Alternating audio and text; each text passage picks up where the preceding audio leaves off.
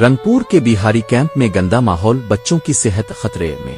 رنگپور شہر کے رابرٹسن گنج علاقے میں واقع اسپہانی 3 بہاری کے بچے غیر صحت بخش ماحول میں پروان چڑھ رہے ہیں۔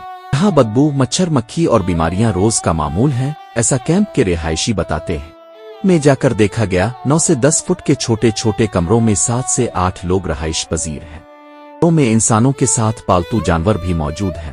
تنگ گلیاں، گندے بیت الخلا اور انسانی بھیڑ کی وجہ سے ماحول نہایت گھٹن زدہ ہے، جس میں جینا دوبھر ہو چکا ہے۔ ہاں تقریباً 7,000 لوگ رہتے ہیں، جن میں بچوں کی تعداد تقریباً 800 ہے۔ کہ رہائشیوں کو انتہائی کٹھن حالات میں زندگی گزارنی پڑ رہی ہے۔ کیمپ میں اس کے آس پاس کسی قسم کی طبی سہولت موجود نہیں ہے۔ قریبی علاقوں میں بھی کوئی اسپتال نہیں ہے۔ مختلف اقسام کی پیچیدہ اور خطرناک بیماریوں میں بچے مبتلا ہو رہے ہیں۔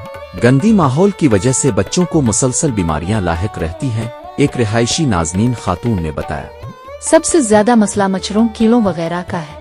بچے کئی بیماریوں میں مبتلا ہو جاتے ہیں۔ دست، الٹی، پیچش جیسے مسائل عام ہیں۔ اس ماحول میں رہ کر کوئی بھی محفوظ نہیں۔ عشا صدیقہ نامی ایک اور خاتون رہائشی نے کہا، ہم تو تھوڑا بہت سنبھال لیتے ہیں، مگر چھوٹے بچے کہاں سنبھال سکتے ہیں۔ اگر ماحول بدل جائے تو بہت اچھا ہوگا۔ مریم اختر نامی ایک نوجوان لڑکی نے کہا، ہمیں یہاں کا ماحول بہتر بنانا ہوگا۔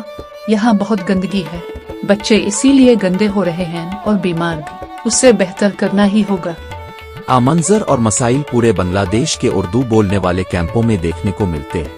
کب ان بدنصیب اردو بولنے والوں کی تقدیر بدلے گی، کب ان کی بازآباد کاری ہوگی، یہ صرف اللہ ہی جانتا ہے۔ مکمل ویڈیو دیکھنے کے لیے آپ کا بہت شکریہ۔ اگر ویڈیو پسند آئے تو لائک اور شیئر کرنا نہ بھولیں۔